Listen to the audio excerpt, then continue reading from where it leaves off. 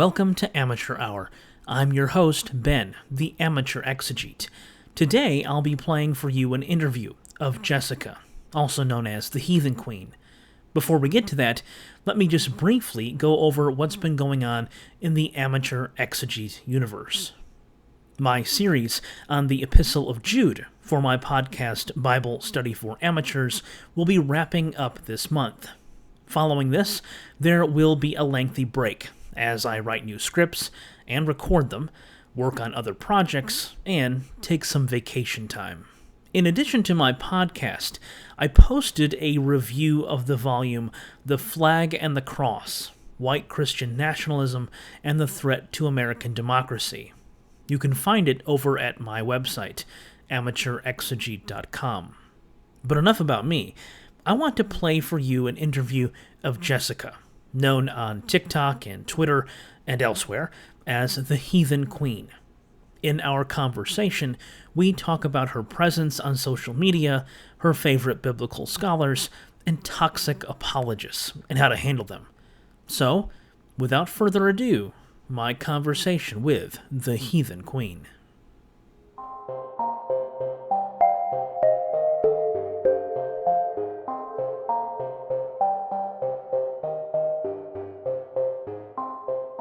It's very easy to sit from a place of extreme privilege and say, well, should just be more like me, or like, well, just accept it. Like, you're just a woman. So therefore that's just how God, made you, is less than. Yeah. So personally, I don't have any problem being mean because I go into these conversations understanding that they're not going to take my opinion as seriously as they would take a man. Exactly, So, yeah. I'm not going to sit there and try and explain to them why they shouldn't be a bigot. Somebody that has the social capital should do that with them. What I am there to do is push back and make them uncomfortable in just like spreading their bigotry on any platform because they think that that's just their God-given right to do so.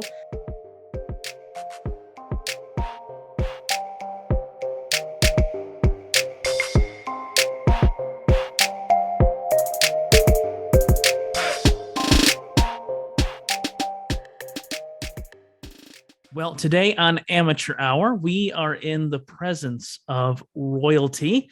I have Jesseca, the Heathen Queen, the Queen of the Heathens. So thank you for coming on. Yeah, thank you for having me. I'm super excited to be here. So just take a moment, just introduce yourself, tell everybody who you are. I mean, I'm sure most people by now know Your Majesty. For better or worse, Yeah. So my name's Jesseca. I got sort of accidentally popular on TikTok. Truly, I'm a boomer at heart, so I had no intentions of doing that. I only got on because my younger sisters were like, you have to watch these videos. And I was like, what is this knockoff Vine bullshit? And so I got on and I found this like whole deconstruction community. And I left my faith, evangelical Christianity, about 10 years ago. And at the time, no one really cared, which is fine. They don't have to. But it seems like there's this sort of like large exodus from the church right now. And so I saw a lot of people asking questions and looking for answers that I had, at least to some degree. And so I started making little videos about things that I thought were not that earth-shattering. And all of a sudden I had a couple 100,000 followers and I was like, well, what do I do now? Yeah. So that's sort of the short version. I've also, as I'm sure we'll discuss, come to be known for my manhandling of apologists. I'm sure you chose that term manhandling on purpose. I'm trying to think of a better way to say it. It's not very gentle treatment. Let's talk about TikTok. First of all, what is a TikTok? No, I'm joking. You've carved out a pretty large territory there, which the last time I checked was 260,000 followers and scores and scores of videos covering all sorts of topics. So,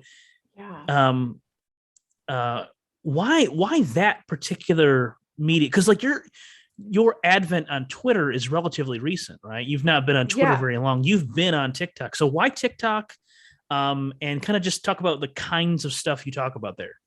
Sure. So there's not actually a good reason that it was TikTok, except for that it just sort of happened right place, right time, where my sisters were bugging me to get on. And so I did, right? But I had I did not anticipate at all making the content that I'm making or having the reach that I do. I thought I was just going to get on and maybe make some dog videos, because I work with dogs, and like I would have like 12 followers and I would just watch a bunch of videos, right?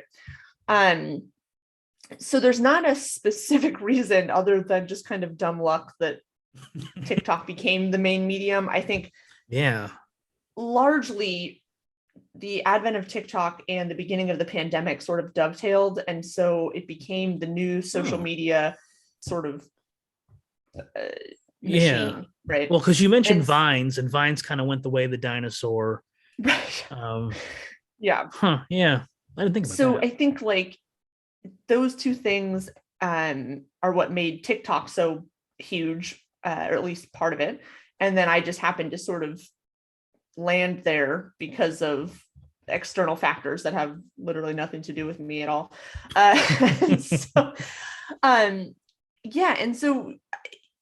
basically TikToks, I assume most people know, but they're like either 1 or 3 minute videos. And they can be about anything. I think the benefit of TikTok for a lot of people is that you can record right from your phone, and you can use whatever little editing tools they have, and then you're just kind of on your way, as opposed to like when you make a YouTube video and it's like an hour long and you need to do a bunch of editing and and all this stuff. So I think the very first video that I ever posted about the Bible was the fact that we don't know who wrote Matthew, Mark, Luke, and John. And I was reading an article. Religion News Service had interviewed you, and that was one of the things they mentioned, that it was the anonymity bizarre of the Gospels that kind of was an impetus for this. So that's interesting. So talk about that some more. Like, what was it? What was that specific video covering? Just the general nature of the anonymity of the Gospels, or it just super general. I remember when I was leaving my faith. I'm sorry, I keep moving because this light beam is like forgive me. When I was leaving my faith, I remember I read a book by Bart Ehrman, and he just sort of casually mentioned, that we don't know who wrote the Gospels. They were written much later, and they were written in a sophisticated Greek. Jesus's followers likely spoke a pretty layman's Aramaic, and also probably wouldn't have been literate. I think we forget how low literacy levels were then. And so while it's possible that they learned Greek and sophisticated Greek and then wrote these accounts, it's not very likely that that's how it occurred. And for me personally, that blew my mind, because I grew up in a very fundamentalist sect of Christianity that told me these are 4 eyewitness independent accounts. That's why you should trust them. So like, how could 4 people giving independent accounts get such like similar stories? And of course you would trust them. You would trust 4 witnesses in court. So when I found this out, I was like, which to me now is really silly, because it's like, it just seems like such a basic fact, but at the time it's just something I didn't know. And I thought like, okay, well, if something that substantial and important is something that I didn't know and I wasn't being taught in the church, like what else was I not being taught? Exactly. So anyway, when I made this TikTok video, it was pretty general, right? I said something to the effect of like, things are probably not going to learn in church. Matthew, Mark, Luke, and John didn't write the Gospels. They were written at the earliest, like 30 years after. They were written in sophisticated Greek. And they were likely not even written in the same area. And our earliest copies are anonymous, and people lost their marbles. Like the Christians came out of the woodwork. They were so mad. And I was like, even Christian scholars don't think this. Like exactly, which is a surprise. Exactly, right. And so I'm like, you don't have to listen to me. You could just go literally Google it. It takes 5 seconds. So that was kind of the first thing I did. And then I moved on from there and made several videos about the book of Revelation, because that was also a pretty big part of my deconversion, because I grew up in a church that was so like, the end of the world is going to happen in your lifetime. And like Revelation is about America right now. And, you know, everything in the news, they found a way to connect it to like something in Revelation. And so I just grew up terrified. Yeah. I mean, so this isn't one of the questions, but what, did you grow up in Pentecostal Christianity? Is that the vein? Technically, it was non-denominational, but when I describe it to people, it was very charismatic, borderline Pentecostal, without a lot of the people that I knew that were Pentecostal had a lot of rules that I didn't necessarily have. Like, I knew a Pentecostal family. It's like, you can't wear pants if you're a woman. Like, that was never put on me. But a lot of the very Pentecostal, like speaking in tongues, being slain in the spirit, like all of these like spiritual gift things were a 100% part of my church growing up. So kind of. Yeah, I grew up in a King James only fundamentalist Baptist church. Sounds like a blast. Yeah, it was. I mean, you know, so we didn't do the tongues thing. That was taboo. That was a no-no. But we had our own idiosyncratic beliefs. You know, namely that the King James Bible could correct the Greek text it was based on. It was that God had inspired the King James Bible. So, let me switch gears for a moment. Let's talk about your YouTube program, the Unholy Trinity. And I love how you spell that out. So, what kind of topics do you talk about there, and who are some of your other your colleagues there? Yeah, so I have two YouTube channels right now. One is the Unholy Trinity, and it's with Red Sage, whose name is Andrew, and then Jesseca. I met them both on TikTok, but we just became really good friends. And I didn't want to start a YouTube channel by myself. Like, what am I going to do? Sit here and talk to you for an hour, just like my face? No. And, you know, I've been told by a person or two that I'm funny, but I'm usually only funny if I have someone to bounce things off of. Like, I'm not a stand-up comedian, right? I am an ex-evangelical, I would say agnostic. People call me atheist, whatever. It doesn't matter. Jesseca is also grew up religious, grew up Christian. He is also queer. And so there's a lot of talk around that topic, because Andrew, who is the third person, Red Sage, he still considers himself a Christian, but like a Christian mystic. But he also identifies as queer. So to be honest, we joke a lot, because a lot of our podcast ends up talking about sexuality, purity culture, undoing a lot of this like shame and trauma, how other religions view sexuality. But also Andrew has a degree in he has a master's in historical theology. We've all done lots of research on the Bible. So there's also lots of good stuff about just digging into the Bible, right? And like the context of different things and stuff like that. So that's what we mainly focus on there. I know one of the videos that you all did, I think it was actually a 2-part series, but it was on Leviticus 19, some of the passages that are traditionally used to denigrate the homosexual community. Right. And, you know, I thought that was a really great pair of videos, especially part 1, because Andrew in particular was going through the Hebrew text of the passage and just lighting it up. And I've read the passage numerous times, but it was the way he was presenting it that really made me reconsider some of my views on what the passage is teaching. Right. So if people that are watching this really need to go check out these videos. They are really, there's humor and there's a lot of back and forth, but I think you all do a very good job of making the text relevant to contemporary issues and bringing it alive. Thank you. At least I really enjoyed it. So I enjoyed those episodes as well. I mean, I feel like I know a decent amount, but I always learn from Andrew and Matt. So Yeah. it's a really cool sort of symbiotic environment for me.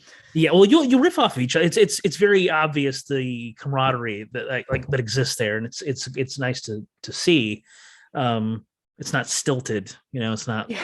it's not stuffy. It's very organic. It just flows. It's really nice.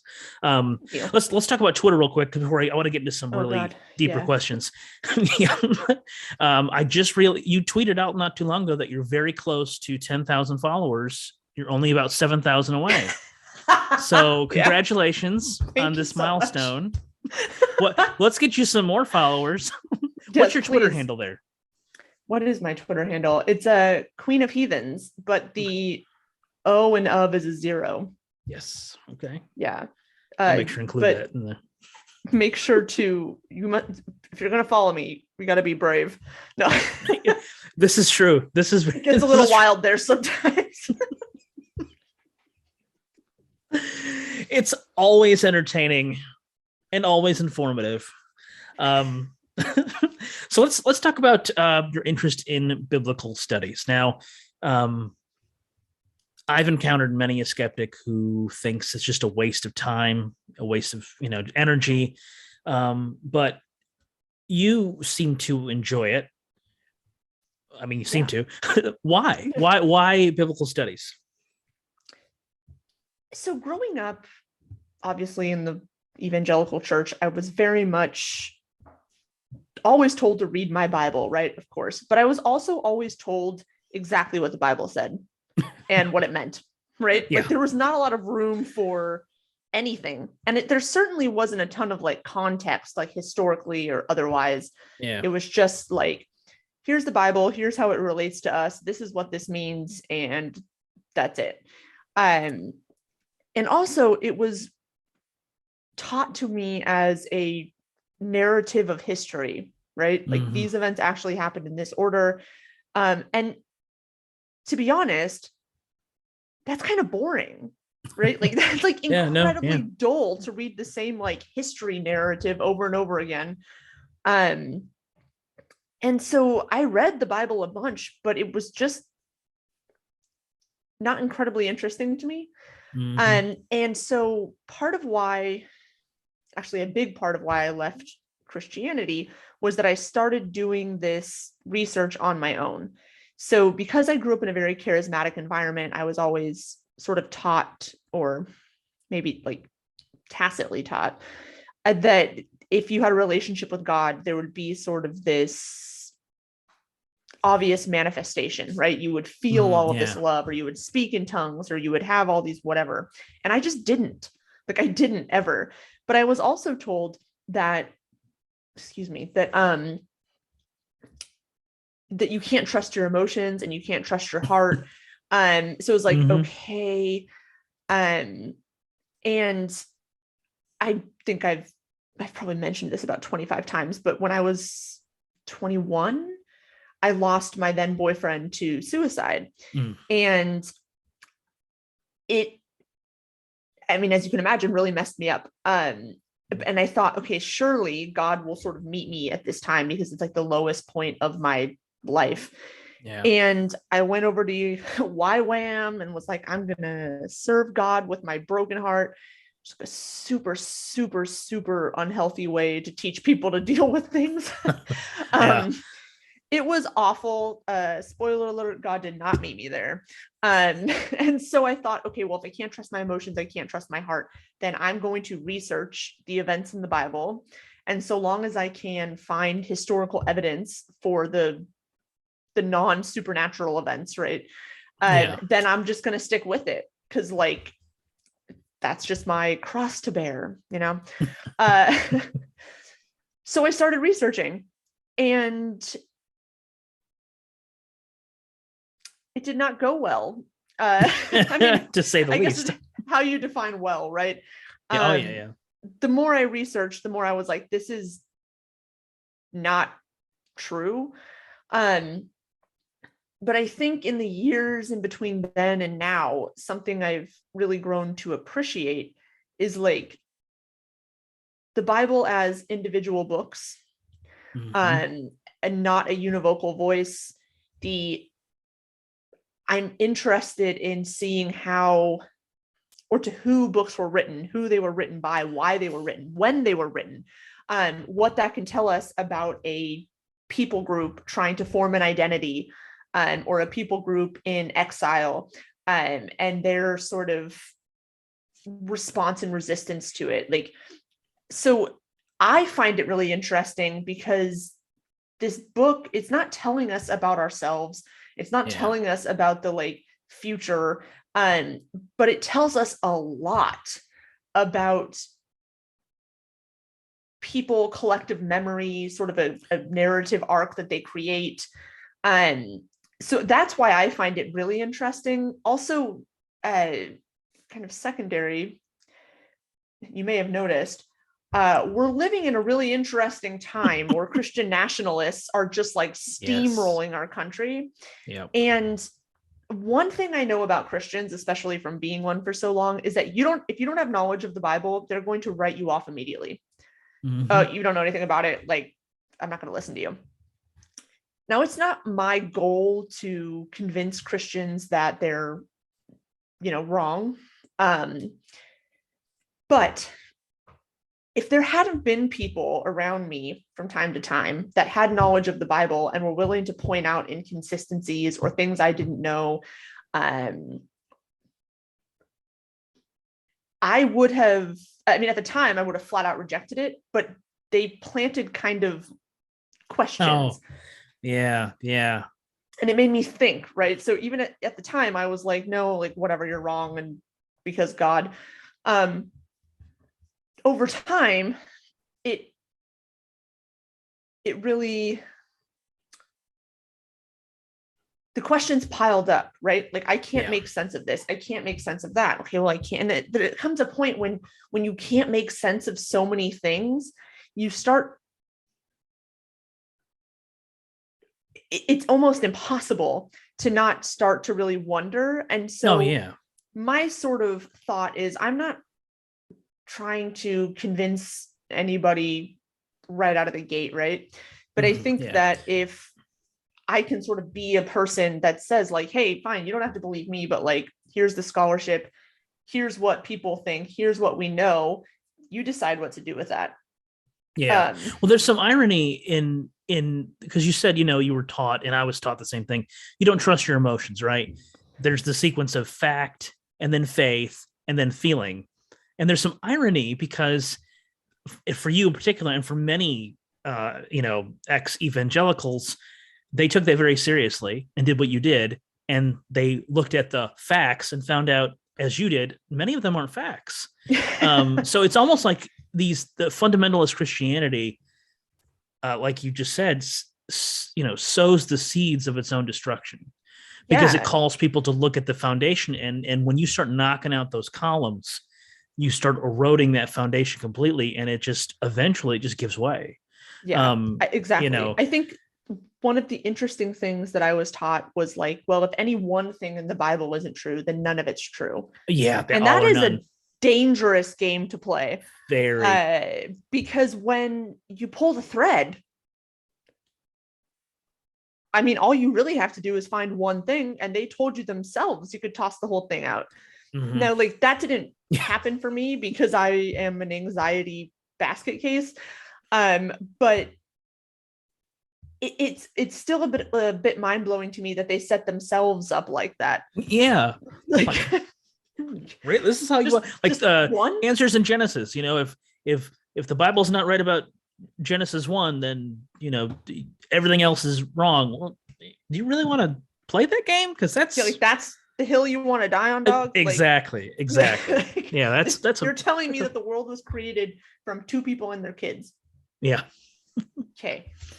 Yeah, that's a dangerous game to play. So what are some of your favorite topics in biblical studies? And why do you enjoy those particular subjects? I have found apocalyptic literature to be really interesting.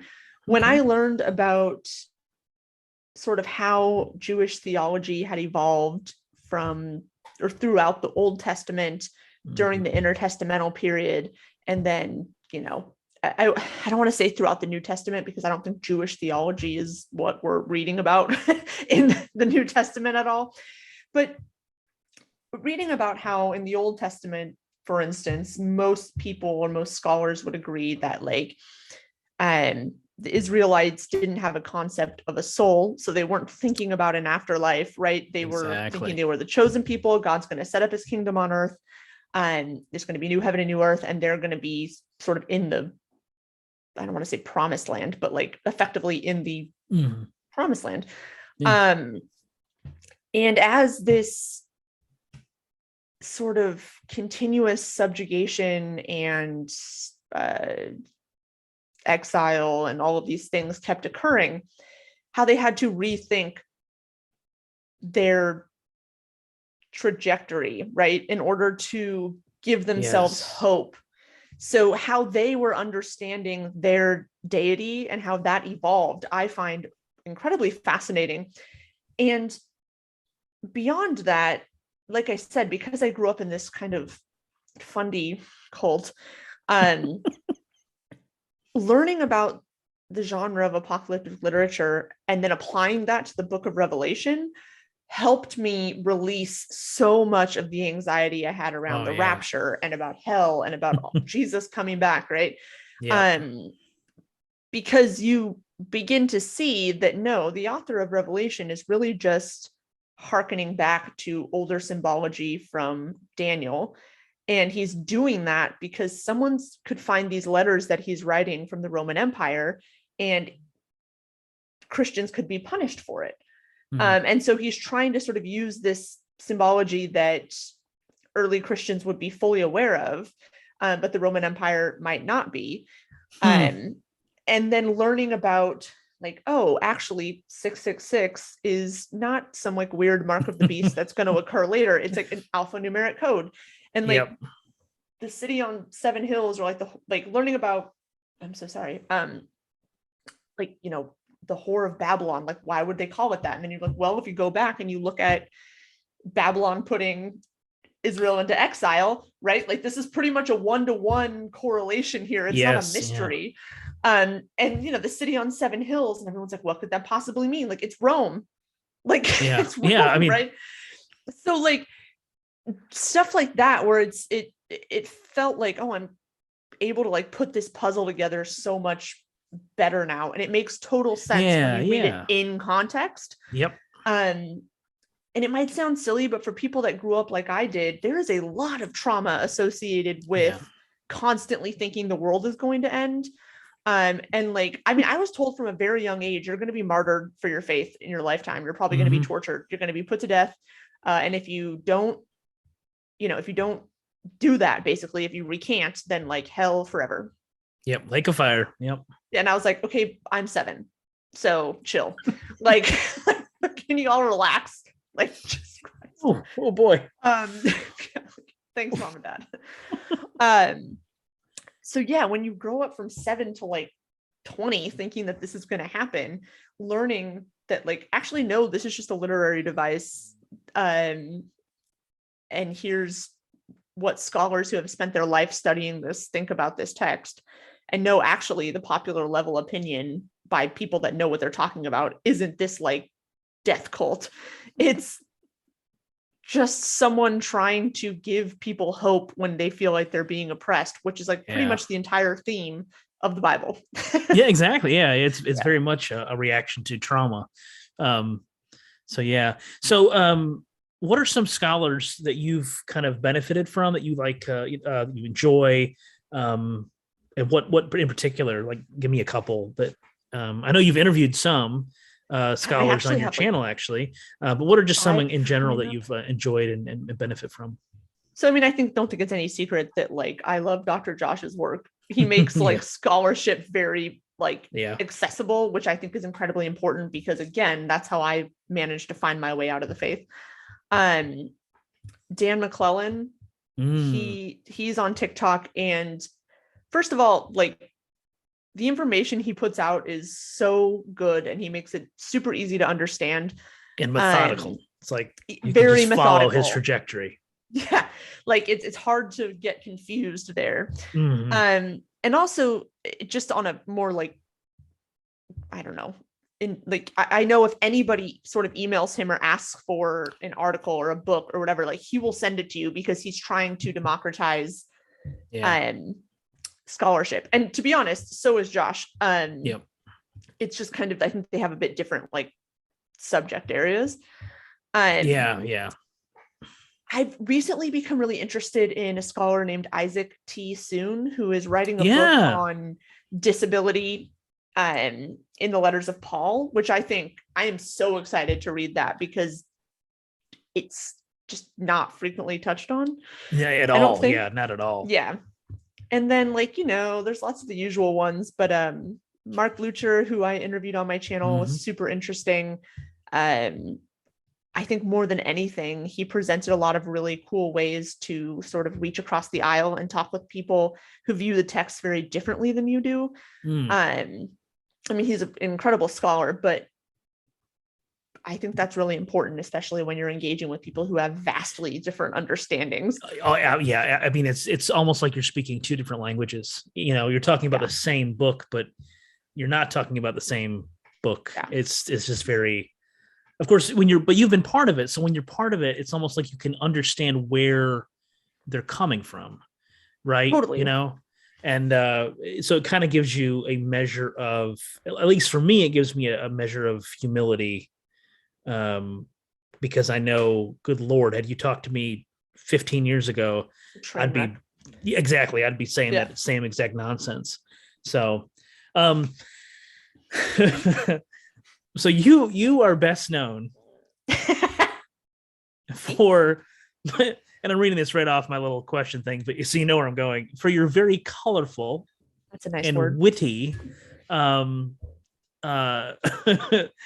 demeanor on Twitter, especially when you're debating. Usually it's not a debate, usually it's an argument, but Christian apologists. Okay, so usually it's me ruining their day. Well, that's exactly, you are peeing in their Cheerios. So before we get into like some specifics, what have those discussions been like, especially since coming from the perspective of a unbelieving woman in this largely dominant male arena? Like, what has that been like? For me, fun. For everybody else, not so fun. No. So something that I like to sort of explain to people, because we can differ on my methods, right? Like I understand that not everybody is going to agree with the way I do things. That's fine. It's not for everyone. Yeah. And what I think a lot of people maybe fail to realize is that these apologists largely, not all of them, but largely, hold to viewpoints and ideologies that treat everybody that's not like them as second-class citizens. Yeah. So, yeah, you think that men are the head of the household. Okay, what that tells me is that you don't view women as equals. Exactly. You don't think that my opinion is equal to yours, right? Or you think that homosexuality is wrong. All right, so you've just relegated an entire group of people and you're actively voting against the interests of these people. You're actively voting to strip rights from people because they're different from you. And largely, not everybody, but largely apologists tend to be white dudes, right? Like, of course, there are some that aren't, of course, but it's very easy to sit from a place of extreme privilege and say, well, y'all should just be more like me, or like, well, just accept it. Like, you're just a woman. So therefore that's just how God, made you, is less than. Yeah. So personally, I don't have any problem being mean because I go into these conversations understanding that they're not going to take my opinion as seriously as they would take a man. Exactly. So yeah. I'm not going to sit there and try and explain to them why they shouldn't be a bigot. Somebody that has the social capital should do that with them. What I am there to do is push back and make them uncomfortable in just like spreading their bigotry on any platform because they think that that's just their God-given right to do so. Well, it's their calling. Yeah. They have to do it. So it's like I said, my methods aren't for everyone. I think it takes all kinds, right? I think it needs to be people that can have these very like, it needs to be people that look like them, that have these respectful dialogues and educate them or whatever. What I'm saying is like, even though you're not saying it out loud, you view me and many other people as less than you. And like, I'm here to remind you that that's not okay. And that's it. So it's a little bit deeper than just me being an asshole to people on Twitter. But I think people like this have gone around unchecked for so long. No, because they think that their opinion is, it's their calling, their God-given right, and everyone should just acquiesce to them, and it's their divine command. And even if they're not saying that, it's true. I grew up in that. I understand what these people believe. And what I'm saying is, hey, you can be a bigot, but like, you're not going to be a comfortable one around me. And you're not going to like, I'm not going to be lectured about respectability and niceness when you think I'm less human than you. Like, which one is less respectable here? Me telling you that like you have a fucked up haircut, or you like, or you voting against my rights as an autonomous human being? It's... Well, you hurt their feelings with the haircut thing. That just automatically disqualifies you. That's the rules. I don't make the rules. So I know it's rough out here. So without naming names, although you are welcome to do so, what have been the more disappointing and infuriating interactions you've had on Twitter with apologists? God, I mean, I think we've dialogued on this. Yeah. So if you need a name drop, it's fine. I mean, I think we all know that S.J. Thomason and I had it out. I'll let you know. She blocked me. Darn. I know. It's a big problem. The bigger problem is that I have eyeballs everywhere. So I still get sent her tweets. So like, you're not safe. Do you interact with Florida Line at all on Twitter? Yes. Yeah, she's the SJ archivist. Yes, I love it. But largely all I wanted from SJ, which I think was pretty clear, was to leave me and a couple other people fully alone, because what she was doing was bullshit. So again, you can do what you want, but there's going to be a consequence. Like, there's a consequence. So I don't know if that was infuriating necessarily. Like, I have pretty thick skin. And I think, like, for me, the way I kind of look at it is like, I don't know how to say this kindly. Like, the people that I argue with largely are not very good people. So I don't care what their opinion of me is. Right? Yeah. No, I hear that. They're not entering into this conversation in good faith. So like, oh, you don't like me? You think I'm mean? You think I'm whatever? Like, no love lost there. Exactly. Like, okay. I keep trying to get Mike Winger to respond to me about debating Josh on slavery. Why? Why? I sent like Morse code over to him. It's not going to work. Signals. I know. It's mostly just for my own entertainment. Sorry. Oh, don't get Mike. Oh, Winger. He's awful. Just awful. I think the issue I have with Mike Winger is he is a damn good speaker. He is slick. Yeah. But he's wrong on dead wrong about everything. Like, it's the ignorance is unbelievable, but he packages it in this very palatable, way. Those super chats. You know what I mean? Oh, exactly. Yeah. So, he's like, I mean, if you watch his like videos on the prophecy of Tyr, Tyre, however you want to pronounce it, like, the theory that he came up with is so incredibly stupid. It's hard to fully wrap my brain around. And you can watch them. I won't launch into it here, but effectively, it's just like, oh, this would be the least likely scenario. So like, we're just going to go with that because it fits my story, even though it goes against like history and also common sense and logic, but apologetics is not about common sense, logic, or the truth. Exactly. It's about providing enough pseudo-intellectual cover that people don't go do their own research. Yeah, very often that's you're absolutely right.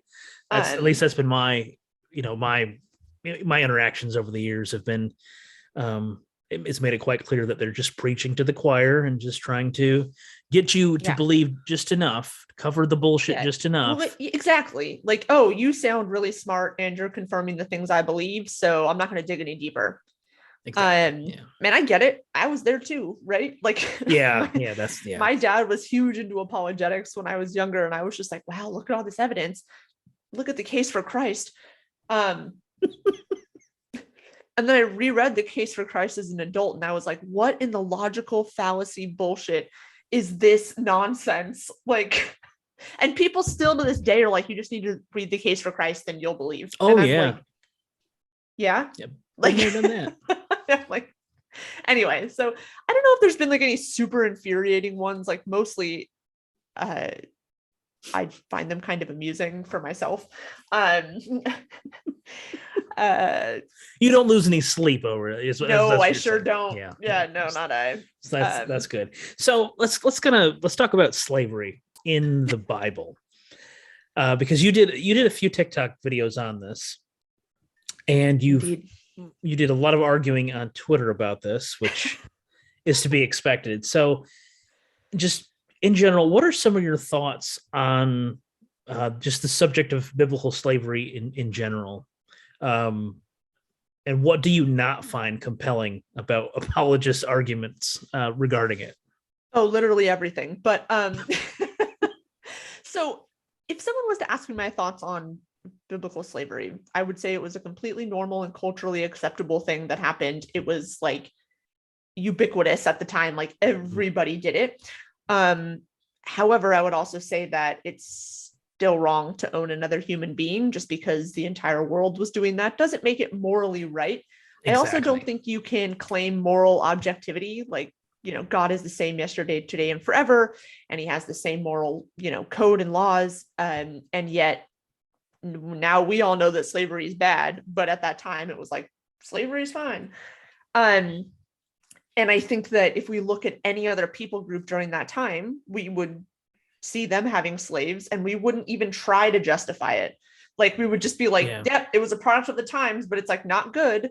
But then somehow when it comes to the Israelites in the Bible, we're doing these like gold level mental gymnastics to try and make it morally conscionable. And it's not. Mm-hmm. So that's my general thought on that. And so genuinely, I find almost everything that apologists say trying to defend slavery as like non-convincing, because you're defending slavery. Well, now wait a minute though. I mean, it obviously was nothing like chattel slavery in the 19th century, right? I mean, yeah, it was definitely not exactly the same thing. Like, people love to tell me like, oh, it was indentured servitude, and I'm like, read the other passage. Read the other passage, because there was indentured servitude, and there's also an entire passage about like how to own slaves for life, how to pass them down through your family. Like, what in the cognitive dissonance is going on here? Like, well, Dr. Bowen does a really good job of that in his book on biblical, and his latest book on Old Testament Guide for Atheists Guide to the Old Testament. Yeah. Because you're right. That argument comes up all it's just indentured. They do it in the New Testament too. They say, well, it's just, these aren't slavery in Greco-Roman antiquity wasn't that bad. What are you according insane? To who? Yeah, according to who? I tell people all the time, right? Like, people hate it. If you don't think it was that bad, come over. I have a lot of work that needs to be done, and I will treat you to the letter how the slaves were treated in the Old Testament. Yeah. And so far I've had no takers. I can't imagine why. I don't understand that. I don't know. It boggles the mind. I was watching a video today featuring Christy Cobb. I don't know if you follow her on Twitter. She's a biblical scholar. and she was talking about, it's from a video a couple months ago. It appeared on Herbs and Paulus about Greco-Roman slavery.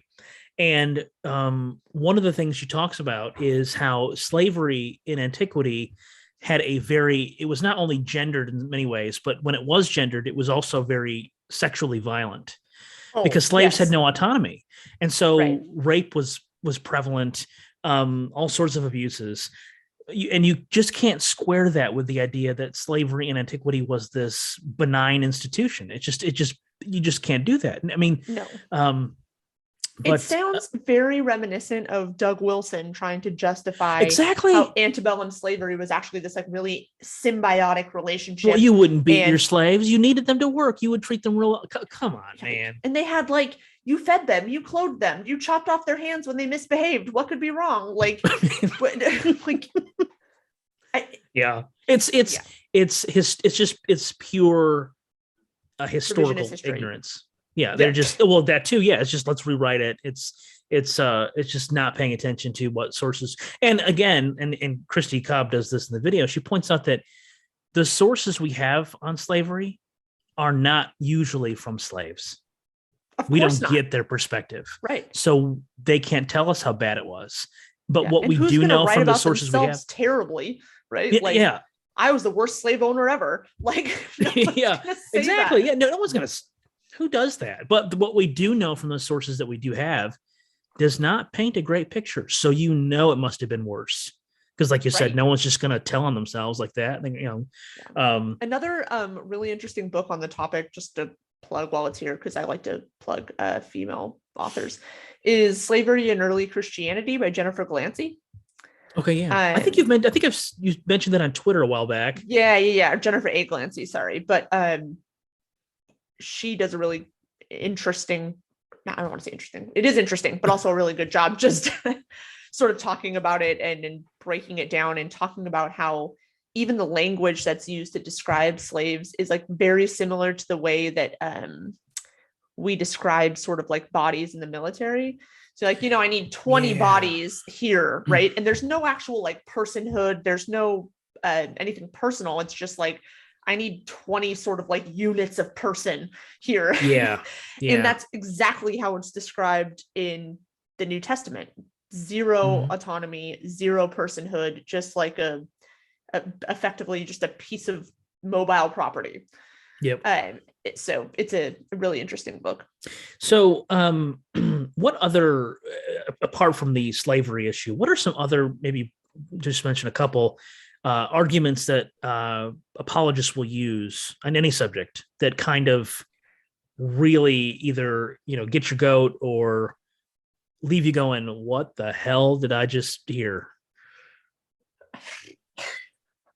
I know it's hard to pick just one or two. It is hard to pick because it's just,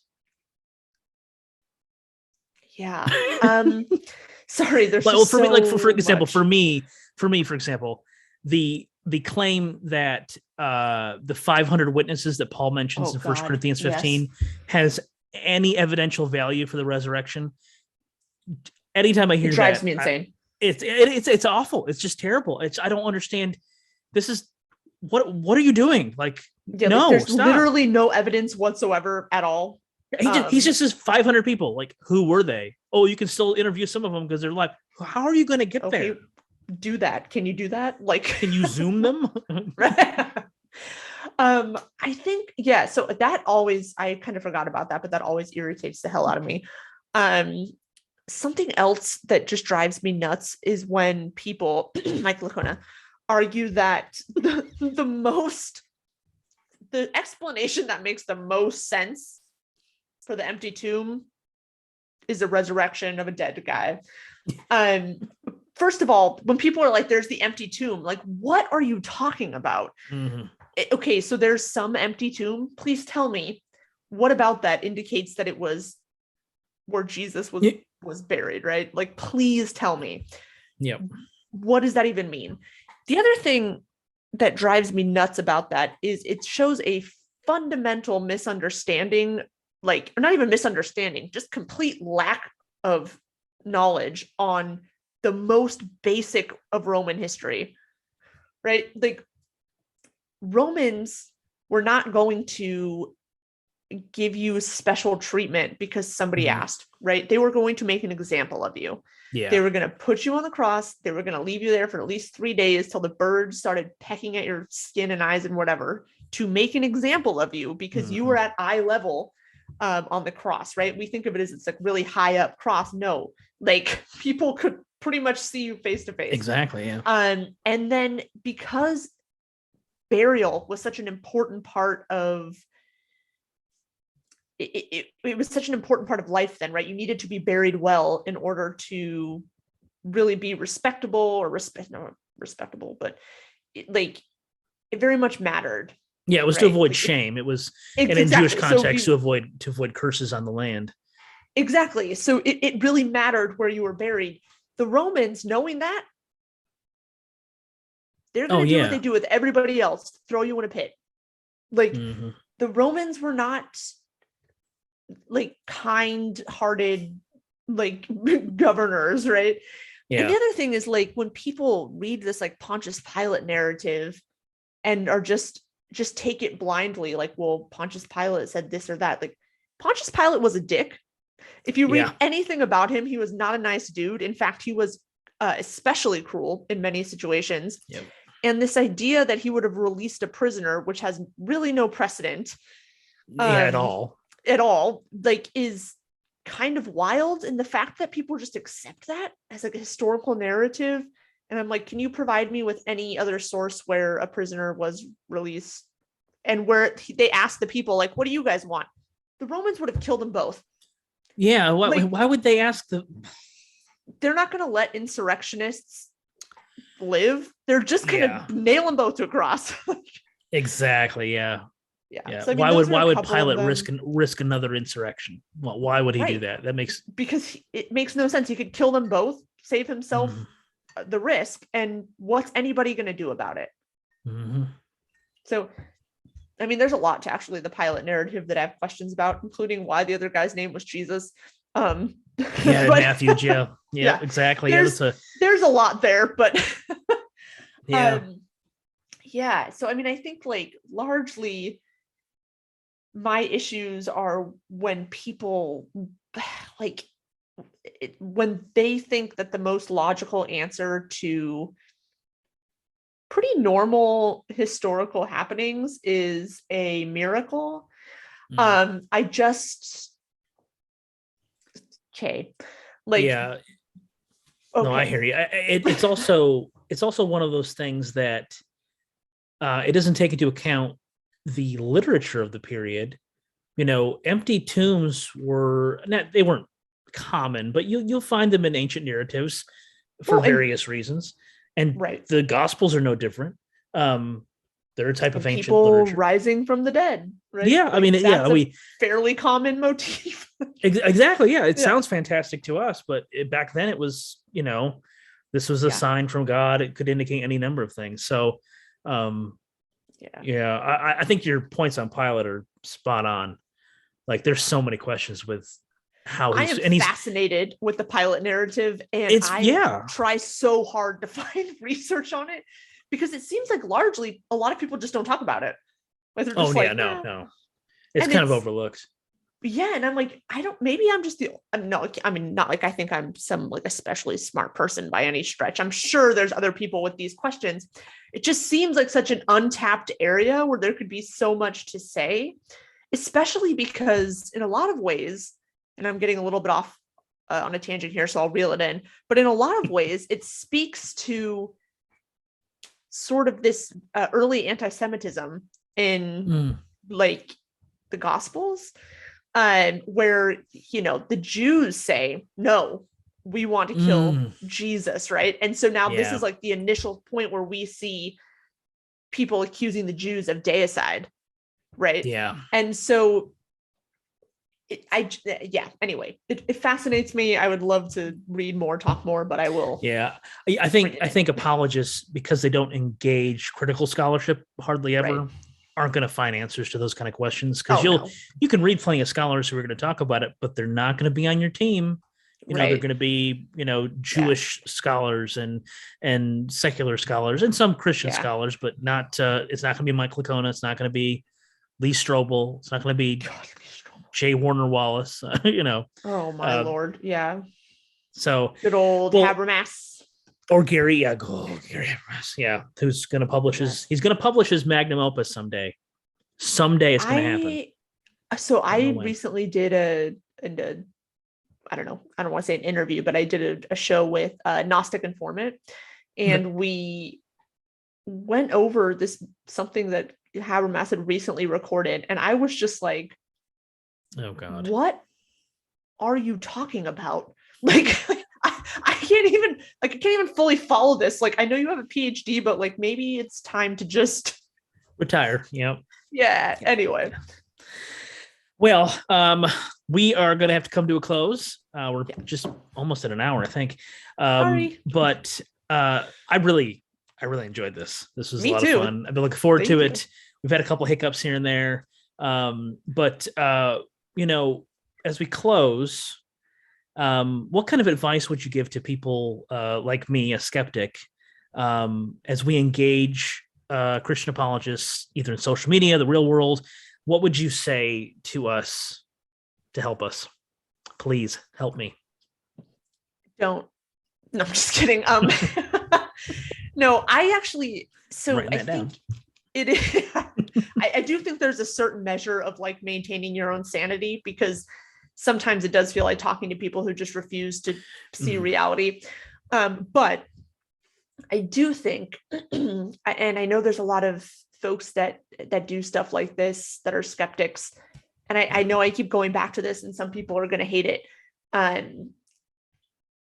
If you are someone that has the social capital, that has the currency to engage with these people in a way that like they're not instantaneously downgrading your opinion to whatever, right? Like, do it. You're not going to get a response from them right at that moment. They're going to write you off for sure. They're going to come back with their terrible talking points, their terrible scholarship. Some better than others, but like there are certain times when if someone brings up like a scholar's name, I'll be like, oh yeah, okay. Like you know, I can't talk to you. Just do what you can to use the fact that they view you as an equal to, I hate to use the phrase like sow seeds of doubt, but to leave them with questions that they'll think about later, right? And it might not be that day or that month or that year, but I know for me, after so long of just questions on questions on questions and wondering why so many people came to a different conclusion, it prompted me to really more closely examine my own beliefs, my own thoughts, my own biases, my own whatever. And we're all going to be biased forever, but we can work on being less biased, right? So that's kind of my, I don't know if it's advice, but my sort of hope is that for the people that they will listen to, or at least respect their opinion, to just keep putting the work in there, protect your own sanity, protect your mental health. Like, you know, but it takes all kinds, right? Like I like to use this analogy, and again, some people agree, some people won't. If there's a bully in a school and he's particularly targeting, I don't know, let's say girls in this scenario, right? There's a couple of ways you can deal with that bully. If you are another male, right, you can probably take him aside and say, hey, listen, bullying is bad. Here's why. You should stop bullying, blah, blah, blah, blah, blah. And maybe he's going to listen to you. Maybe he won't. If I go to that bully, there's a reason he's bullying people like me. So he's not going to listen to me if I say, oh, here's why you should do this. This is bad. So I'm going to punch him in the face and just make it clear that like that those actions have consequences. And I think it takes both kinds. It takes both kinds, right? Because sometimes there is a need for someone to just make another person very uncomfortable, especially if it's a person that they're not going to listen to anyway. And then there's a need for the people that they will listen to to talk to them and to do that work. And, for better or for worse, there are certainly situations in which people will listen to me, and then it's my job to then go in with a little bit, lighter of a hand. Yeah. But yeah, I think it takes all kinds. And I think just being consistent, keep putting out, good scholarship, or just not like I'm a scholar, but keep putting out sort of peer-reviewed. Like, this is something you should listen to. These people point the way are trustworthy. too. Exactly. Yeah. I don't know if that's great advice, but it's what I got. I think it's pretty good. So what's next on your plate? What are you working on? What topics are you hoping to cover soon? I know this whole Roe v. Wade BS is yeah. But so what's on your plate? So I'm forgetting that the world is on fire momentarily. I'm trying to focus on some good things.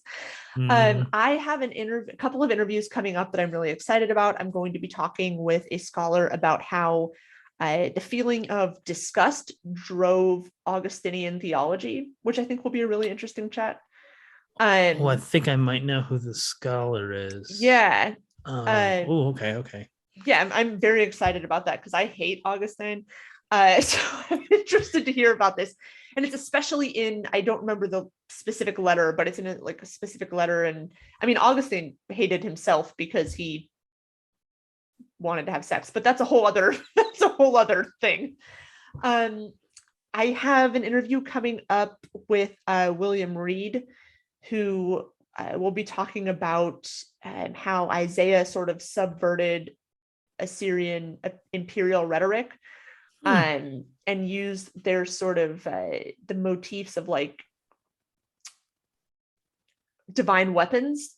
Yeah. And so basically made it like a sort of an act of resistance in his writing. Someone called it slam poetry, which I thoued was really funny. But it's super, super interesting. Yeah. And then what else we got here? I'm going to be interviewing Andrew Seidel about Christian nationalism. And I will also be interviewing Dan McClellan, and we'll touch on his book that's going to be coming out about deity in the Hebrew Bible and sort of the early pantheon. So he has a book. I don't know when it's coming out, but he's written the book and it will be coming out. And I'm super excited because that is exciting. Have a draft. Okay. Don't tell anyone. I won't. So. All right. Well, again, Jessica, thank you so much for doing this. Thank you. I enjoyed it. It was interesting. You had a lot of really poignant things, that you said. So just keep doing what you're doing. And again, thank you. Thank you. All right. Bye-bye. Bye. That does it for this episode of Amateur Hour. In the video description, you'll find links to Jessica's Twitter and TikTok accounts, as well as to the Unholy Trinity YouTube channel and Jessica's main channel, so be sure to check all of those out. And as always, thanks for watching.